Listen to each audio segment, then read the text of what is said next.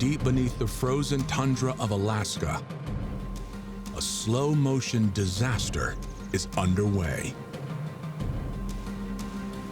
Below the surface lies an unusual foundation, a rock-hard layer of frozen soil that can penetrate thousands of feet down, permafrost.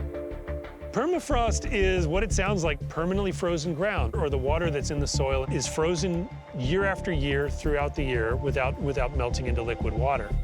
It has been this way for millennia. In Arctic, Antarctic regions, in high latitude areas, permafrost has been there for many decades, centuries, thousands of years. It actually gives the ground some strength because it's literally frozen. The soil is locked in place. But as our climate warms, changes are taking place. Permafrost is becoming less permanent. What's happening is more and more permafrost areas are melting, and of course that takes ground that was held together by literally the ice crystals into a state that's wet and mushy and has never had the chance to compact in the way normal soil does, so it's especially unstable.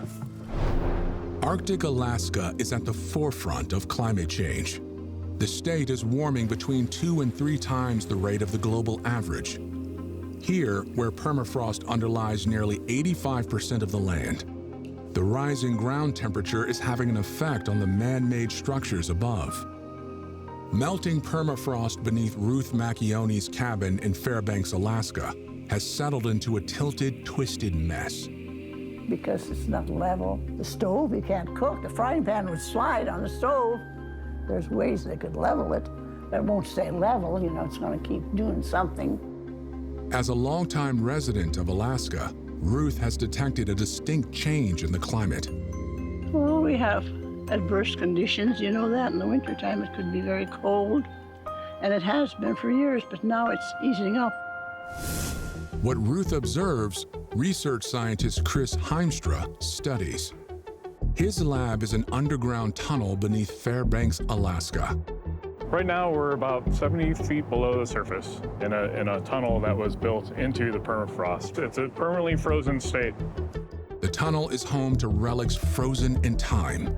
The stuff that where we're sitting now is probably close to 30,000, 40,000 years old. But it's not only bones that are trapped beneath the earth. There's a lot of carbon in the permafrost here, and it's stuck here, and it's frozen here. It is estimated there are 1,700 billion metric tons of carbon stored in Arctic and Alaskan permafrost, more than the total released per year by humans from burning fossil fuels. Let's unlock how that carbon got here and what happens to it if the permafrost thaws. Year after year, layer after layer, dead plants and the carbon they once absorbed is trapped in the permafrost. Freezing temperatures prevent the material from decomposing completely. But as temperatures rise and permafrost thaws, that material starts to decompose, converting stored carbon into climate-warming gases like carbon dioxide and methane, which is released into the atmosphere.